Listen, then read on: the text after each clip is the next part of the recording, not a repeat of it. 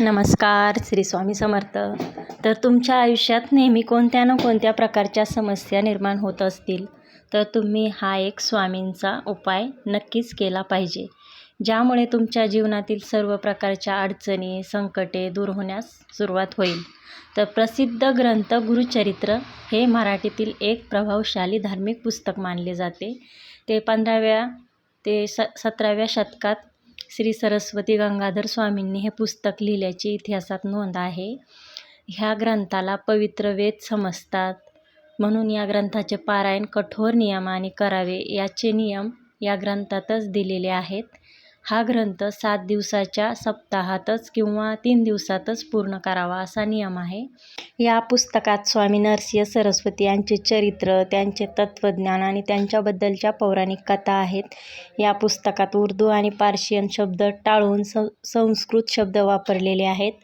गुरुचरित्र हिंदू लोकात फार पवित्र ग्रंथ मानतात. जर आपल्या जीवनात खूप संकटे किंवा अडचणी असल्यास रोज या गुरुचरित्रमधील एका अध्यायाचे वाचन करायचे आहे आपल्याला. त्यामुळे आपल्यावरील सर्व प्रकारची संकटे दूर होतील, कारण स्वामींची कोणतीही सेवा वाया जात नाही. याशिवाय स्वामींचे नामस्मरणसुद्धा कधीच वाया जात नाही.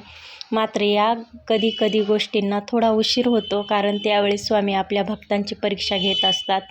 त्यांच्या भक्ताला कधी काय द्यायचे आहे हे स्वतः ते ठरवतात.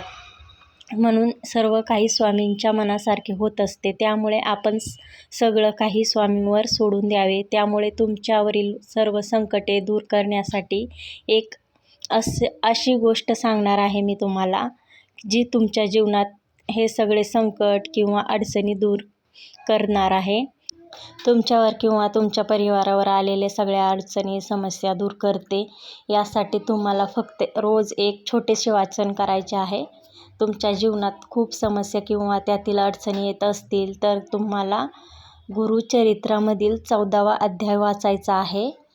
यासाठी हा 14वा अध्याय आपल्याला ऑनलाईन उपलब्ध आहे, किंवा तुमच्याकडे गुरुचरित्र असेल तर तुम्ही 14वा अध्याय बघा आणि त्याचे रोज वाचन करा. एवढं उपाय रोज केल्यास तुम्हाला काहीच करण्याची गरज नाही. तसेच कोणत्याही प्रकारचं संकल्प करण्याची किंवा कोणत्याही मंत्र जपाची आवश्यकता नाही. पण यासाठी तुम्ही फक्त गुरुचरित्रामधील 14वा अध्याय रोज वाचायला हवा. जर तुम्ही व्यापारी असाल किंवा नोकरी करीत असाल, तुम्ही घरात राहत असाल, तरी हा उपाय केल्यास आपल्याला फलप्राप्ती होते. याशिवाय हा उपाय म्हणजे गुरुचरित्र 14वा अध्यायाचे वाचन कोणीही, म्हणजे महिला, शाळेत जाणाऱ्या लहान मुले असतील किंवा कॉलेजला जाणारी मुले असतील, तरी गुरुचरित्रामधील 14वा अध्याय तुमच्यासाठी खूप गुणकारी असू शकतो. गुरुचरित्रामधील 14वा अध्याय तुमच्यासाठी खूप गुणकारी आहे आणि हाच उपाय तुम्हाला सगळ्या संकटापासून मुक्त करू शकतो. मुलामुलींच्या अभ्यासात लक्ष लागत नसेल किंवा व्यवसाय चालत नसेल, तर हा 14वा अध्याय वाचावा. याशिवाय घरात सतत काहीतरी अडचणी येत असतील, कुणाला नोकरी लागत नसेल, तरी हा 14वा अध्याय वाचला पाहिजे. तसेच आपले कुठेतरी पैसे अडकले असल्यास आपल्याला हा 14वा अध्याय वाचला पाहिजे. त्यामुळे आपल्या घरातील सर्व प्रकारच्या समस्यांसाठी गुरुचरित्रामधील 14वा अध्याय वाचलाच पाहिजे. मात्र हा अध्याय वाचण्याची एक योग्य वेळ तुम्ही ठरवली पाहिजे आणि रोज याच वेळी हा अध्याय वाचन केला पाहिजे.